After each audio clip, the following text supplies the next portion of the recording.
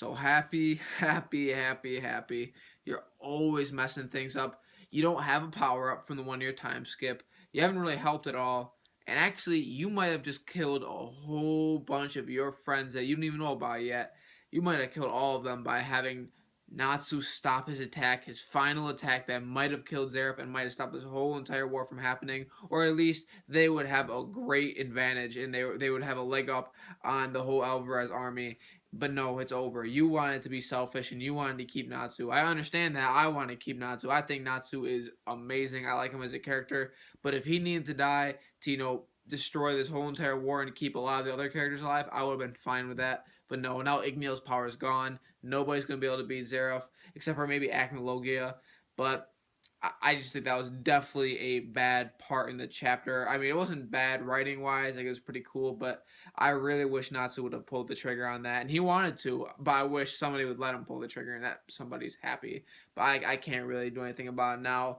Other than that, I mean, we don't find out. We've already known this.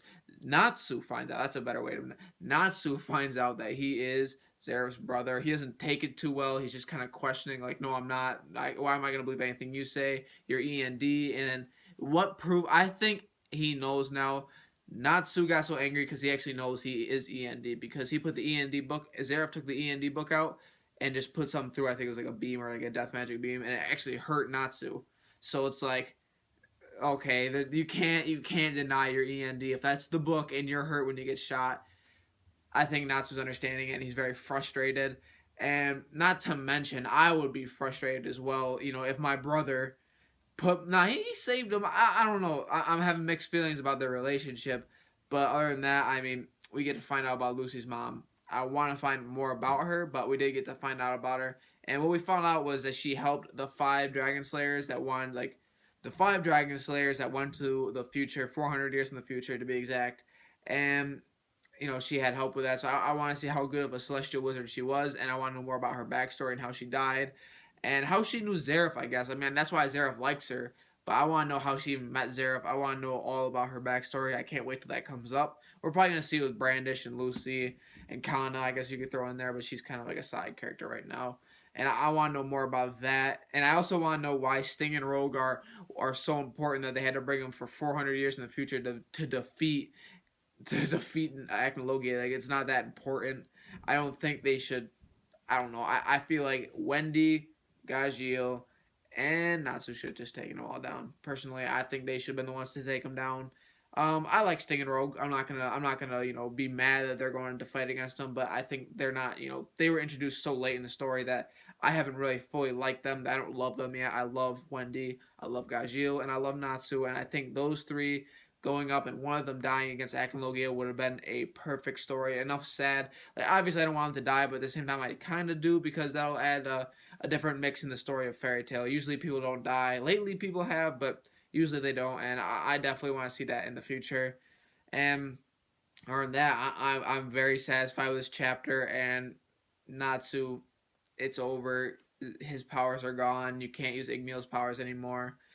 Happy ruined it, and I can see why Happy want to stop it, but at the same time, you gotta think, like, even if Natsu does die, because if he killed Zeref, Natsu would have died, so that's kind of a problem in the future as well.